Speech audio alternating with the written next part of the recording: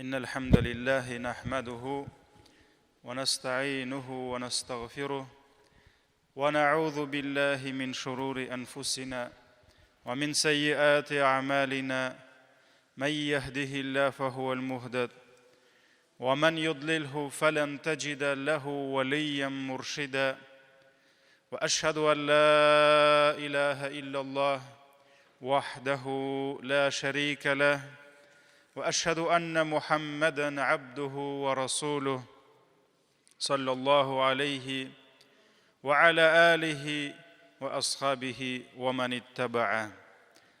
Barcha галәмнәрне юктан бар кылып, безләрнең һәр кайсыбызны тәрбияләп, безне үзенең сый-хөрмәтләрендә күпме генә санасак та санап бетерә алмаслык, күпме генә сөйләсәк тә сөйләп бетерә алмаслык киң-киң нигъмәтләрендә яшәтүче, бердән бер хуҗабыз, бердән бер гыйбадәткә лаек булган хак илаһыбыз Аллаһы субханаһу ва хак тәгаләгә барча шөкр ва рәхмәтләребез, мактау һәм улуглауларыбыз булсын.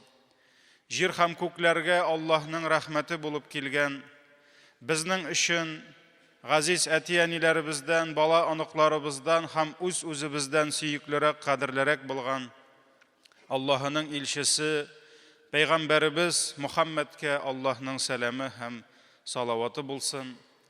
Азиз кардәшләрем, иң элек үземне, аннары соң сезне Аллаһы Тәгаләнең бөек әмере тақвалыкка чакырам.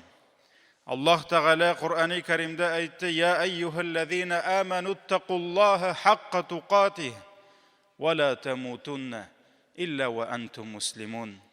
Ey iman kitirgen bendeler, ey iman kitirgen irler hem hatınlar, Allah'ı Teala'ga hakiki takvalık bilen, Allah'ı Teala'nın emirlerine tiyişinçe buysanıgız, kuşkanların tiyişinçe ütegiz. Anın tıyganlarından tıyılığız. وَلَا تَمُوتُنَّ إِلَّا وَأَنْتُمْ مُسْلِمُونَ. Hem Müslüman bulmağın halde Allah'ı Teala huzuruna koyta kurmegiz. Müslüman bulmağın halde ölmegiz. Allah bilen ışraşuğa əzirlenigiz dedi. Hem Allah'ın ilçisi Süykli Peygamberimiz sallallahu aleyhi ve sellem de özünün bir hadisinde İttaqillâhe haythuma kunt. Qayda gına bulsan da, мәчеттә генә түгел, мәчеттә дә, өеңдә дә, эштә дә, кайдадыр заводта да, сәфәрдә дә, туган җиреңдә дә, чит җирдә дә Аллаһы Тәгаләгә тақва бул. Аның әмерләрен үтә һәм тыйганнарыннан тыйыл диде.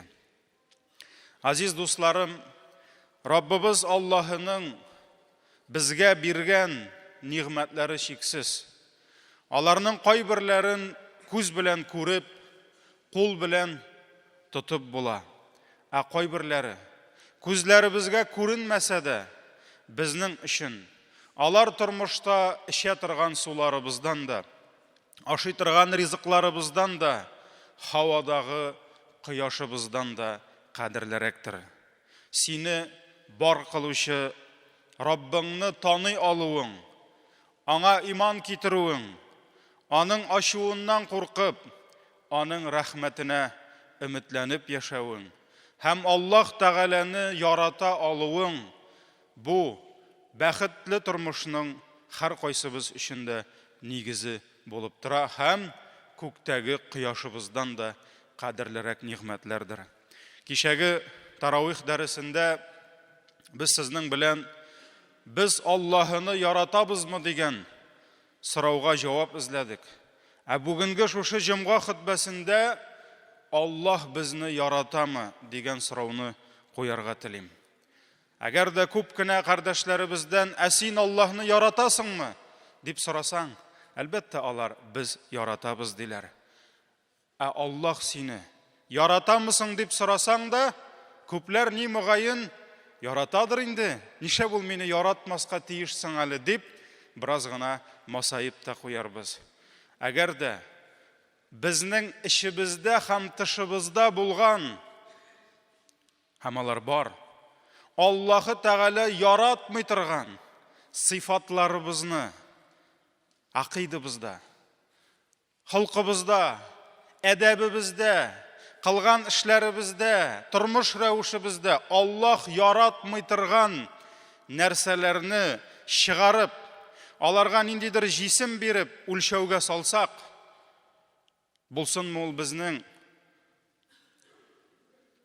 күңелебездә булган кайбер кардәшләребезнең шикләнү авырулары, булсынмы ул безнең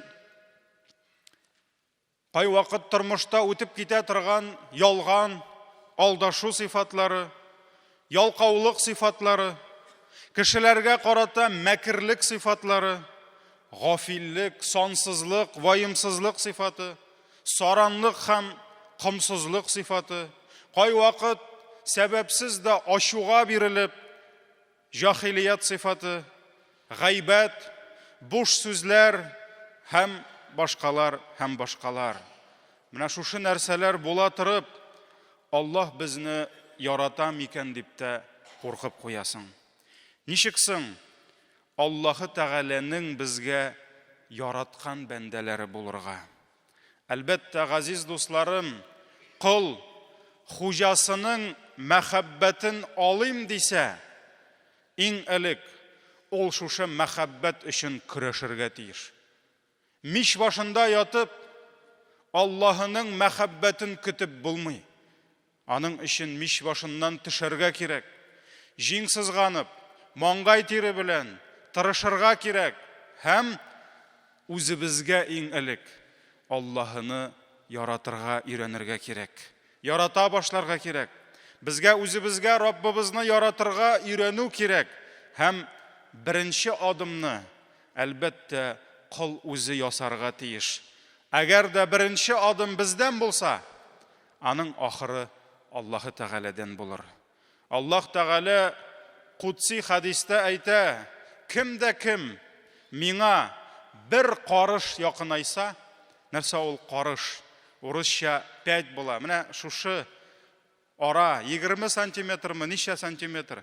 Аллаһ Тәгалә әйтте, менә шушының кадәр бер карыш ераклыгында кем дә миңа якынайса ди, мин аңа бер терсәк якынайырмын ди.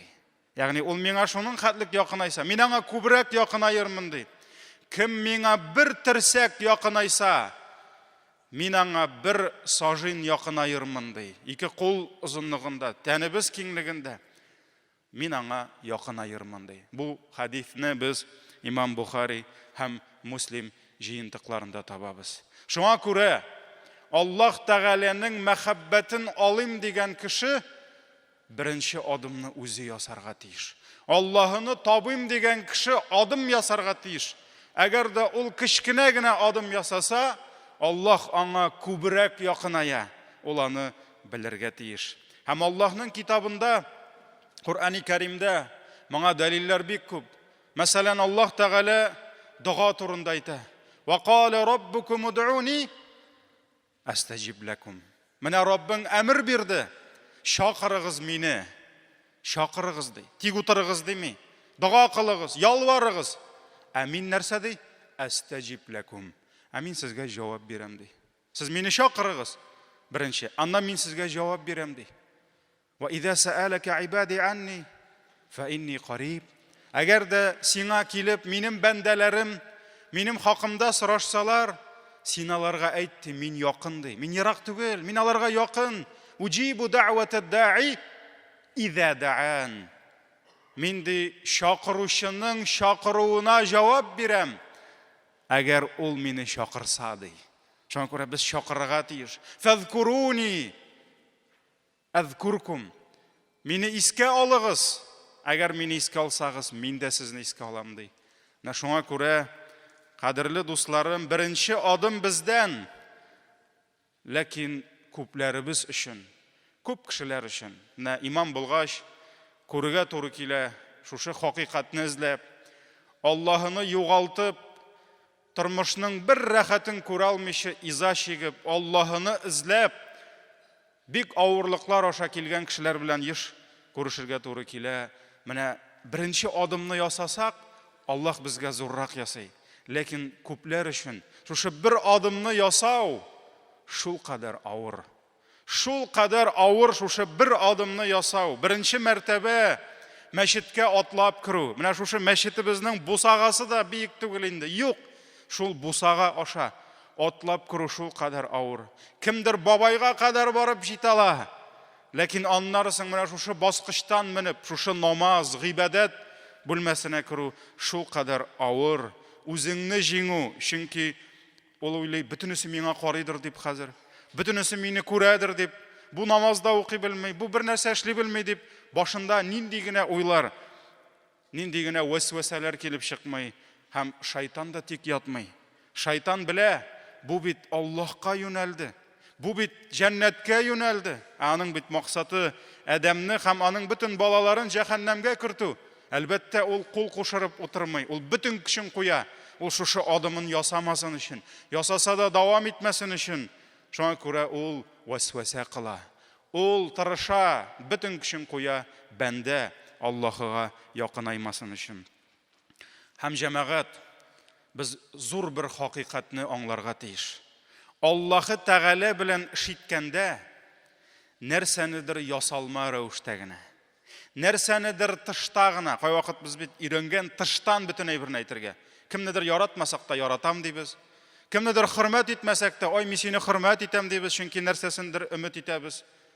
Без бик күп әйберләрне өйрәндек рия белән эшләргә. Безнең җәмгыятебездә рия күп. Менә моның кадәр эш эшләсәләр, менә моның кадәр чибеннән фил ясарга яратабыз. Ә Аллаһ белән эш иткәндә бөтен нәрсә ихласлыктан булырга тиеш. Чөнки Аллаһны алдап булмый, хатынны алдап була. Заводта начальникны алдап була. Начальник эшчене алдый. Бөтенесен алдап була, Аллаһны алдап булмый. Шуңа күрә Аллаһка юнәлсәң, юнәлергә кирәк калб белән, җан белән. Аллаһ Тәгалә синең сулыңны да, уңыңны да белә, тышыңны да белә, ишеңне дә белә. Шуңа күрә Аллаһка әгәр дә кеше чын күңелдән юнәлмәсә, Аллаһ аңа адым белән җавап бирмәячәк.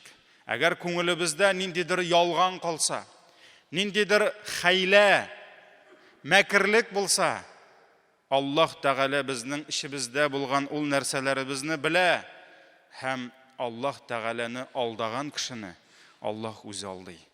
Һәм кеше моны сизми дә кала. Ниса сүрәсенең 142-нче аятында Аллаһ Тәгалә әйтте: "Иннал мунафиқина юхади'уналлаһ ва хуа иннал мунафиқина юхади'уналлаһ ва хуа хади'ухум." Дөрестлектә мунафиклар ди. Ягъни ике йөзле, ичендә аның динсезлек, күфрлек, әмма тышында ул мөселманлыкны, исламны күрсәтмәкче була. Алар ди Аллаһны алдыйлар ди, ягъни алдамакчы булалар ди. Ва хуа хади'ухум, ләкин Аллаһ аларны алдый ди. Аллаһ аларны алдый ди. Бакара сүрәсендә фи кулубихим марадун фазадахумуллаху марада ди. Аларның йөрәкләрендә авыру, күфрлек утыра, имансызлык, мунафиклык утыра. Фазадахумуллаху марада, һәм Аллаһ аларның ул авыруларын арттыра ди. Аларны һаман батыра. Ва иза каму илас-салати каму кусала. Һәм Аллаһ аятның дәвамында мунафикларның сифатларын әйтә. Әгәр алар намазга бассалар да ди. Димәк, мунафик намазга басаламы? Басала. Ул намазга килә аламы? Килә ала. Әгәр алар намазга бассалар, ялкаулык белән басалар. Теләмише, намазга омтылмыйча, намазны сагынмыйча. Айт, яңа гына укыган идек бит әле. Тагын намаз укыйбыз менә инде. Бу сифатлар бик күп мөселманнарда бар. Бик күп мөселманнар намазга сагынып, шатланып түгел, тагын намаз укыйсы менә инде дип киләләр. Юраунан-наса ва ла язкуруналлаха илля калила. Алар ди кылган эшләрен кеше күрсен дип башкаралар, һәм Аллаһны бик аз зикр итәләр, бик аз искә алалар ди. Кем Аллаһны алдарга тели, Аллаһ аның үзен алдый. Кем Аллаһыга хәйлә кыла, мәкерлек кыла, Аллаһының хәйләсе, Аллаһның мәкерлеге аны җиңә. Аллаһ каршына фақат ихлас йөрәк белән генә, саф күңел белән генә килеп була. Ихласлык белән Аллаһыга якынаю юлына баскач, бу юлда Аллаһ Тәгалә безгә үз шартларын куя. Кайбер кешеләр, бәлки ихласлыклары да бардыр, Аллаһка якынаю юлына баскач, үзләренең шартларын куймакчы булалар.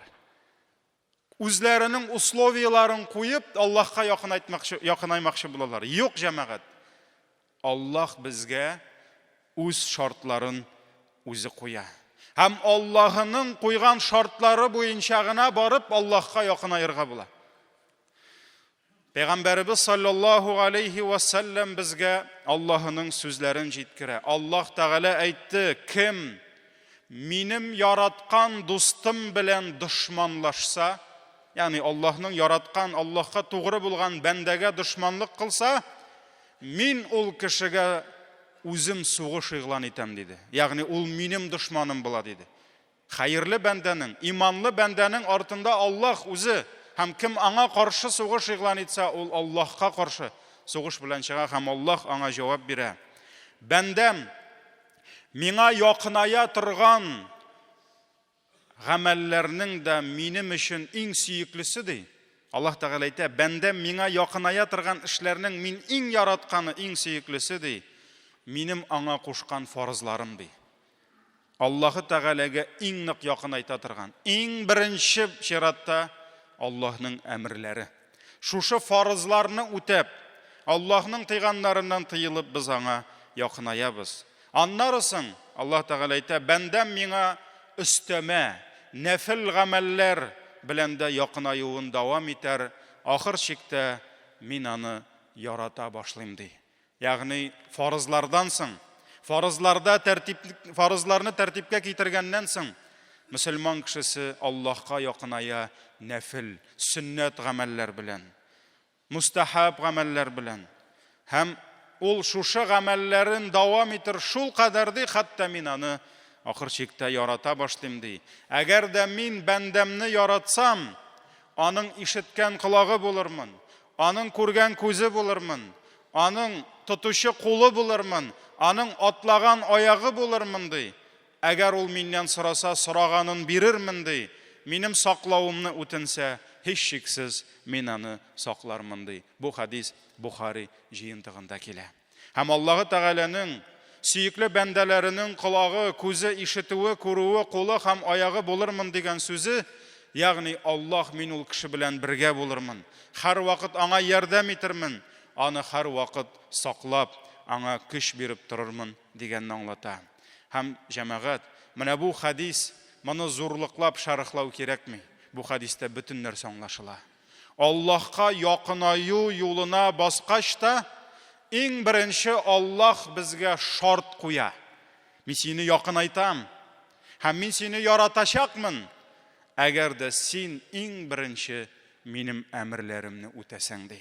Аллаһыга иң беренче якынаюның беренче адымы аның әмерләрен тәртипкә китерү.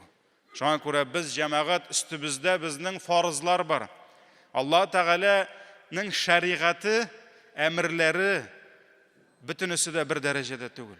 Аллаһ Тәгалә безгә фарызлар бирде. Фарызларның да иң зурлары бар. Мәсәлән, исламның 5 баганасы, булар иң беренче фарызлар булып тора безнең өстебездә. Ләкин кайбер кешеләр уйлый, ислам ул 5 багана гына, шуны үтәсәм булды, җәннәттә. Юк. Исламның фарызлары 5 белән генә шикләнми. Шуңа күрә иң беренче Аллаһ Тәгалә безнең өстебезгә фарызларны куйды. Һәм без шушы фарызларыбызны тәртипкә китереп, Аллаһ каршында фарыз торгызылудан да бөек эш юк, без шуны белергә тиешбез. Әйе, кайбер кардәшләребез, Аллаһ разый булсын, һәрберебездән, бәлки төнге намазларын укыйлардыр. Ләкин төнге намазын укып, ул иртәнге намазын йоклап калырга мөмкин.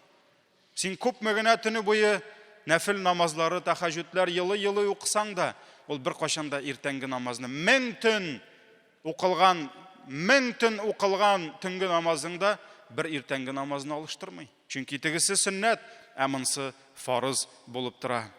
Кайбер кешеләр, әлхәмдүлилләh, таравихларга киләләр. Без аларның килүләренә шатланабыз. Кайберләрен шул таравихта гына елга бер күрсәктә. Ләкин шул ук таравихларга килеп, шатланып, куанып безнең белән намаз укып кайтып китүче кайбер кардәшләребез, алар фарызларын калдыралар. Икенделәре китеп китә, акшамнары китә.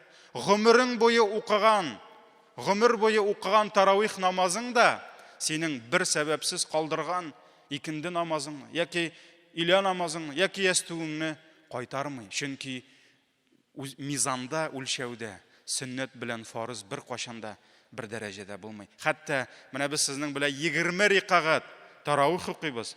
Әле 3 витрны укыйбыз. Аңа кадәр 2 сөннәт укыйбыз. Һәм без алдан 4 фарыз укыйбыз. Шушы бөтен намазларның кайсысы иң безнең үстебездә бурыч? 4 фарыз.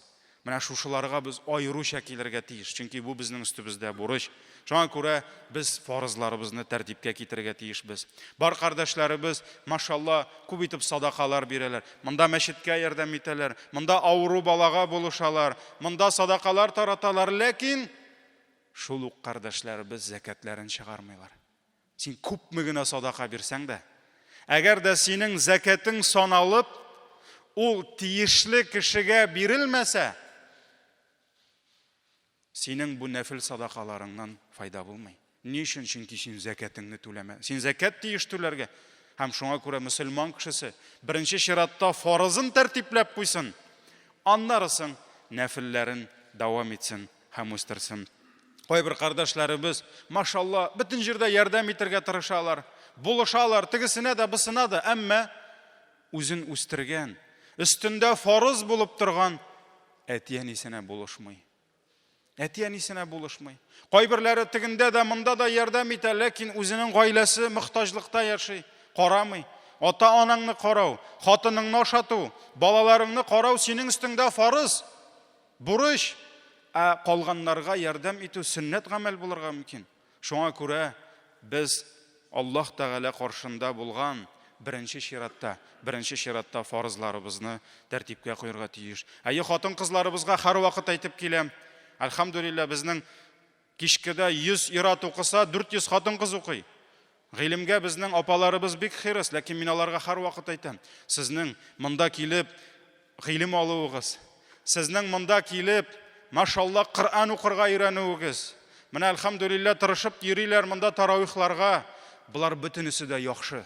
Ләкин әгәр дә сез мәчеткә килеп, сәгатьләр буе Коръан ятлап утырганда, сезнең ирегез тигендә магазинга чыгып пакетиклы аш алып киреп ашыйм микән?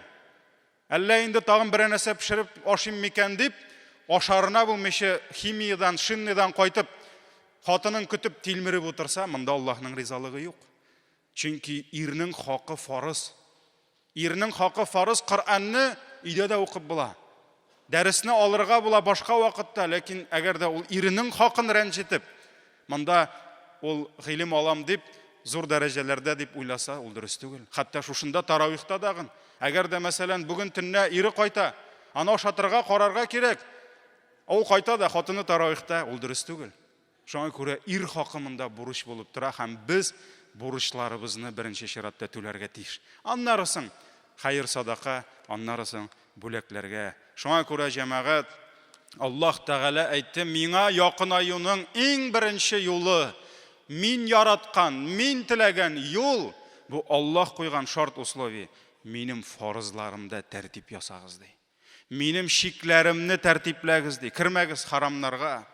Һәм Аллаһ Тәгалә безгә үз кушканнарын үтәгәнебезне әлхәмдүлилләh ярата һәм синең нәфесең, күңелең кушканны үтәп Аллаһыга якынайып булмый. Кайбер кешеләргә ислам белән кызыксына башлагач, Аллаһка якынаю теләген белдергәч, әкрен генә хикмәт белән аңлата башлыйсың. Менә безнең исламыбызда шулай. Менә безнең исламыбызда шулай. Кайберләр әйтә, "Юк, мин моның белән килешмим. Мин менә булай уйлыйм." Мөхтәрәм җәмәгать, әгәр дә Аллаһ Тәгаләгә мин менә булай уйлыйм дип якынайып булса, бүген җир өстендә Аллаһының хак дине бер түгел. Бүген җир өстендә 7 миллиард дин булыр. Әгәр дә җир өстендә яшәгән 7 миллиард кеше мин менә булай уйлыйм дип дин тотса, 7 миллиард дин булыр иде. Аллаһның дине бер. Әгәр дә кешеләр мин шулай уйлыйм дип Аллаһка якынаю юлын үзләре тапсалар, ягъни үз шартлары белән алып барсалар, алайсам җир өстенә пәйгамбәрләрнең килүләре кирәк булмас иде. Җир өстенә Аллаһның китаплары иңүнең файдасы булмас иде. Шуңа күрә Аллаһ Тәгалә үзенең шартларын җиткерү өчен пәйгамбәрләр җибәрде, китаплар иңдерде. Шуңа күрә Аллаһка якынайып була ул өйрәткән юл белән генә. Азиз дусларым, изге Рамазан ул бәрәкәт ае. Ул җәннәт ишекләре ачылган, тамук ишекләре ябылган, шайтаннар, богаулар белән бәйләнгән ай.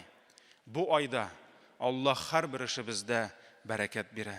Әйдәгез шушы айда Аллаһы Тәгаләнең әмерләрен үтәүне тәртипкә китерик. Нинди безнең Аллаһ каршында бурычларыбыз бар? Кайсы фарызларда безнең нинди кимчелекләр бар? Алар бик күп бит. Әйдәгез шуларны тәртипкә китерик. Әгәр кемнеңдер әле өстендә бурыч булып яткан 5 намазының кайберләре кала торган булса, монда менә эш булды бит әле, монда базарда сәүдә әйбәт барды бит әле, монда мин юлда эләктем бит әле. Юк, җәмәгать. Әгәр дә кала торган намазларыгыз булса, бәрәкәт аенда төзәтегез. Битерегез ул кала торган намазлар, алар калмасыннар. Калырга тиеш түгел алар. Әгәр дә кайбер харам ишекләре ябылып бетмәгән булса, әле кай вакыт сизелмичә гафиллек белән өебезгә харам итләр, харам ризыклар кайтса, үзебез каядыр бу халалмы, хараммы дип сорамыйча харам ризыклар кертсәк, харам эшләр, харам сәүдәләр булса, әйдәгез бәрәкәт аенда, Аллаһның ярдәме бу айда күп, шушы харам ишекләрен ай ахырына кадәр ябып битерик. Аллаһның ярдәменнән файдаланыйк.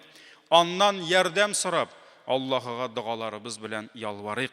Ифтар вакытларында Пәйгамбәрбез саллаллаһу алейхи ва саллям әйтте, мөселманның ифтар вакытында, авыз ачу вакытында дугасы кабул була диде. Сахар вакытларында Аллаһы Тәгалә миңа гафу үтенүчеләр, сахар вакытларында диде. Шушы вакытларда нинди дугалар кылабыз? Беренче сорау, без дуга кылабызмы? Көне буе ураза тотып, менә шушы 10 минут калды, 5 минут калды кояш баерга, авызларыбыз кипкән, тәннәребез алҗаган, Аллаһ юлында арыган иншалла. Без шушы вакытта дуга кылабызмы? Беренчедән. Әгәр дә кылабыз икән, икенче сорау, без ул дугада нәрсә сорыйбыз? Кемдер сәламәтлек сорый, сәламәтлек тә кирәк. Кемдер зарплатамны арттырсалар дип сорыйдыр, ансы да кирәк. Кемдер менә, Раббым, машинам искерде инде, яңартып булмас микән рәхмәт айларында дип сорыйдыр, ансы да кирәк. Кемдер әле һаман өйләнә алмый йөридер, хатын сорыйдыр, бөтенесе кирәк. Ләкин беренче чиратта Аллаһы Тәгаләдән ныклы иман сорагыз. Аллаһыдан тақвалык сорагыз. Аллаһы Тәгаләдән итагать сорагыз. Аллаһы Тәгаләдән, я Раббым, миңа сине ихласлык белән яратып, ихласлык белән ачуыңнан куркып яшәргә язсаң дип сорагыз. Гынахларыгыздан мәгъфират, Раббым кичер мине, Раббым гафу ит мине дип сорагыз. Калганы, матур хатыны да, әйбәт машинасы да, яхшы зарплатасы да үзе киләчәк, әгәр Аллаһ менә шушы әйберләрне бирсә. Баракаллаху лана ва лакум фил Кур'анил азим ва нафa'ana bil ayati ва зикрил хаким иннаху хувал гафурур рахим. Астагфируллах.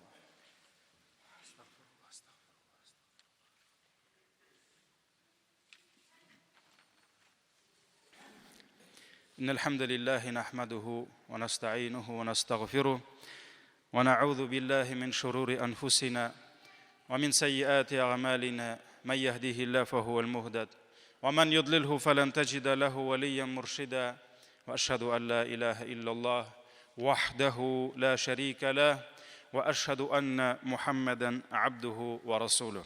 Берничә сүз русча әйтеп китәм. Дорогие братья и сестры, призываю себя и вас к великому приказу Всевышнего Аллаха богобоязненности.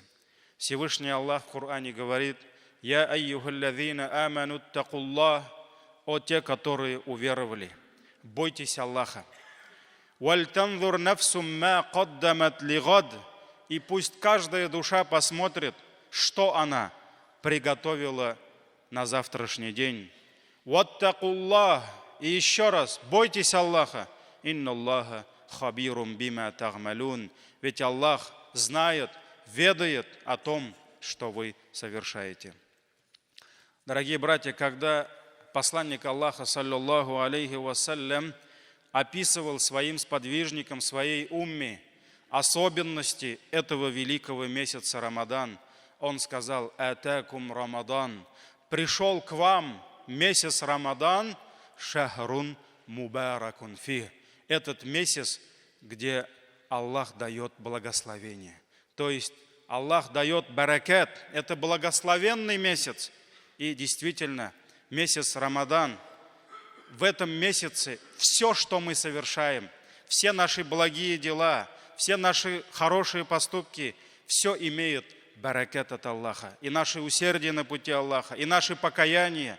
И мы должны знать, что Рамадан – это месяц тауба, очищения, это месяц покаяния, когда рабы Аллаха должны очищаться от тех грехов, которые накопились за целый год. И давайте, дорогие братья, очистимся от наших грехов в эти благословенные дни и в эти благословенные вечера, ночи.